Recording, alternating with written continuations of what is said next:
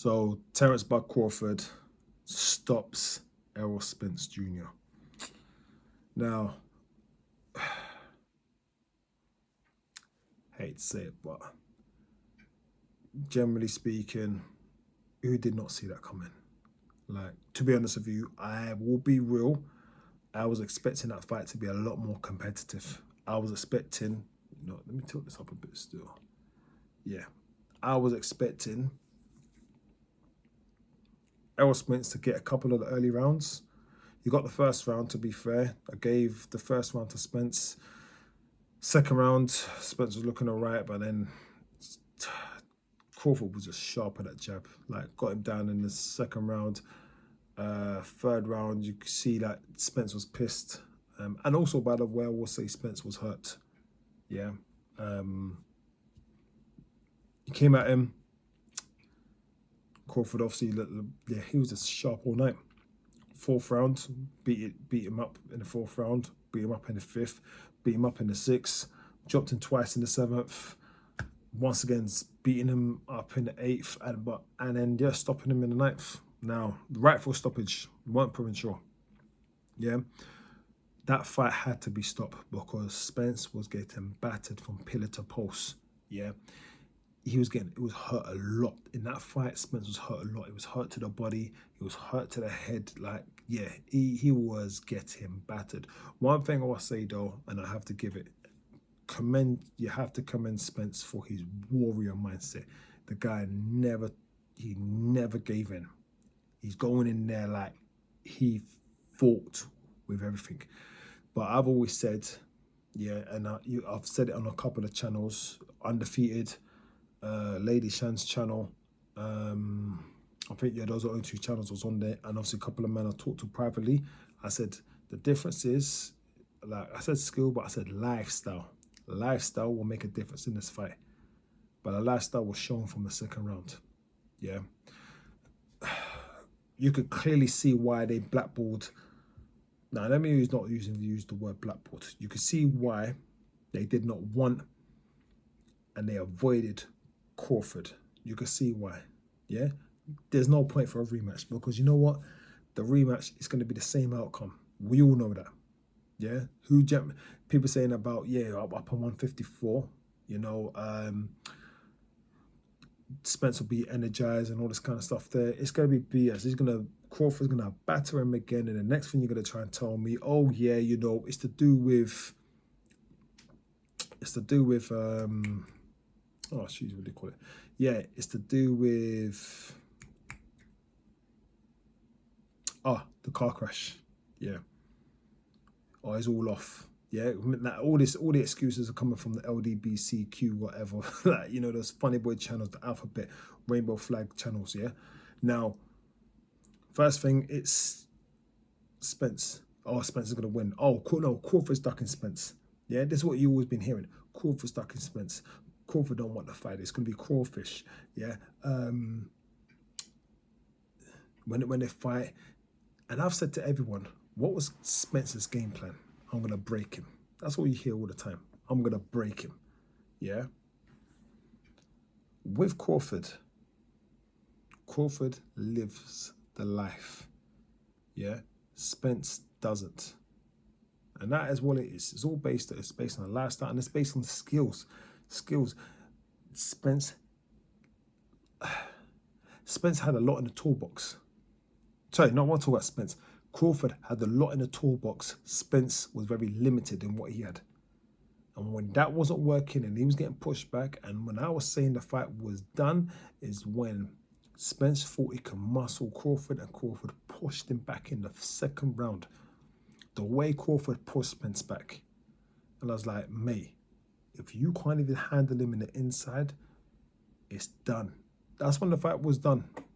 That is when it was done. Like, all these excuses that you're hearing from these Spence fans. Now I'm seeing about another guy, yeah?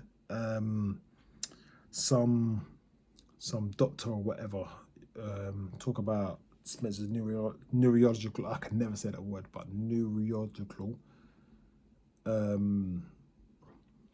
He's off key, like, He was not with it. He looked like he was high. Yeah. All right. Certain things I would agree with, but we knew that coming into the fight. And do you generally believe, and yeah, do you generally believe that the Spence of before would have beat Crawford? You don't know boxing. It was clear as day. Spence had the performance of the year against Ugas last year. I think his performance was phenomenal. To come back from where he to come back from the tour right now, the car crash and all that, and how he handled Ugas, but Ugas was tailor made for Spence. Danny Garcia didn't do nothing for what 12 rounds against Spence. This is it. This is like Spence is a good fighter, great fighter, like a world level fighter. Like I'm not gonna take that away from him, but Crawford is an all-time great. Crawford, he's the guy that he can mix it in. Brother, I've been saying this for years. This is what I'm trying to say. Obviously, before I start doing YouTube, I've been saying this for years. I said Crawford's the guy. He could have fought in the 80s. He could have been up there against Tommy Hearns, like even got no Hagler. I said anyway, but Tommy Hearns, Durant, all that. He could have mixed it in with them. Yeah, he could have. He's a throwback fighter. You don't get that. Like we are so privileged to actually see this guy. Finally, he's coming out to the world. But I've been saying this about Crawford ever since he beat Ricky Burns. Like you have Spence. Spence is a great fighter. Furman, all they're good fighters. They're good fighters. But Crawford is that above. And I'm saying it right now. Yes, at 147, I've always believed that Crawford could be Mayweather.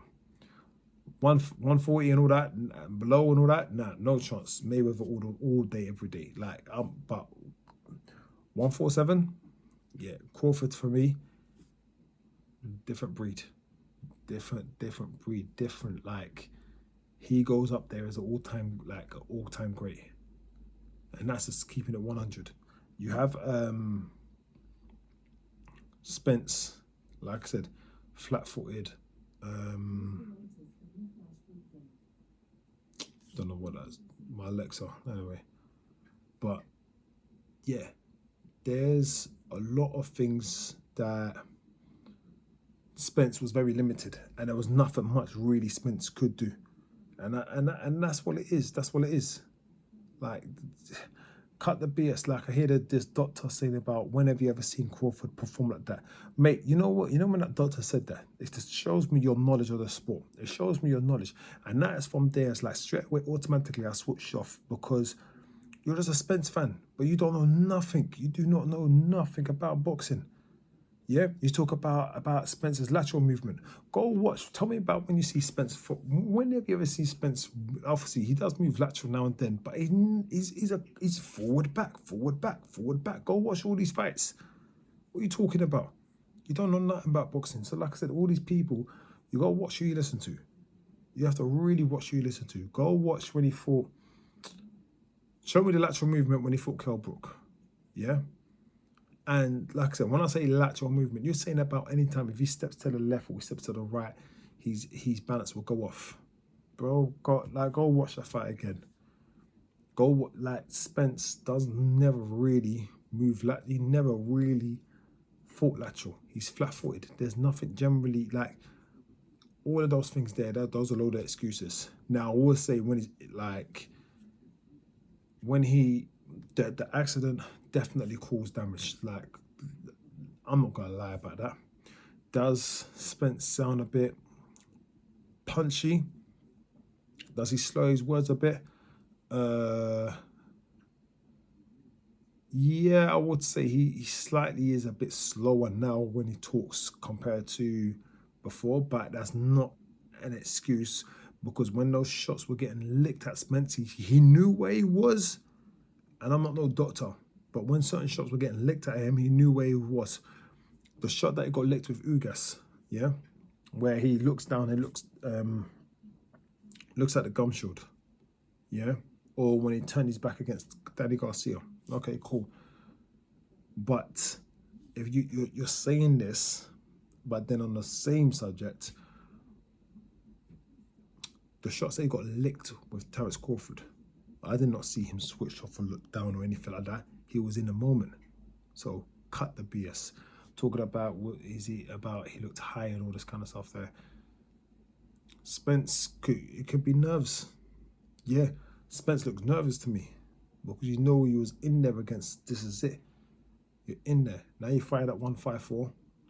Same outcome. But one thing I'll say about Spence, you can't take away his heart. The guy's got heart, but Derek James should have pulled him out in round 7. I said the fight would go from 7 to 11, but he should have pulled him out in round 7. He didn't. Should have gave him round 8 and be like, you know what? It might see nothing. Throw the towel in. But he didn't. The ref stops it. The ref stops it. It is what it is. But yeah, let's cut the BS. Let's stop this talk about oh yeah, he was weight drained and all that. Because even Crawford said it. Oh yeah, when I beat him, what are you gonna say? Oh yeah, he was weight drained. Oh yeah, all this and that and blah blah blah blah blah. Let's stop the BS, man. Let's call it for what it is. Anyway, that's just me just saying my bit about it. You Spence fans, you heterosexuals, and you men that are grown. Shout out to the guy, by the way, and that lady Shan who said about Errol Spence made Joshua stop. That's it. He didn't do it against Spence, innit? So some of you guys out there are embarrassing and sick that you're grown men and you act like that. It's a joke. And it was Elijah Fenner out.